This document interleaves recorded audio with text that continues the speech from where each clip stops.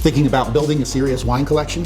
Well, it's more than just buying bottles. It's really about nurturing potential. So here are 5 essential tips for beginning wine collectors. Real fine wines need time to mature, which means they need a stable environment. Fluctuations in temperature and humidity can damage your wines. So ideally you want a place that's about 55 degrees Fahrenheit and 60% relative humidity.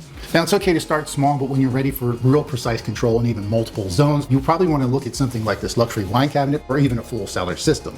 Young wines tend to be more accessible because they haven't yet reached their full peak.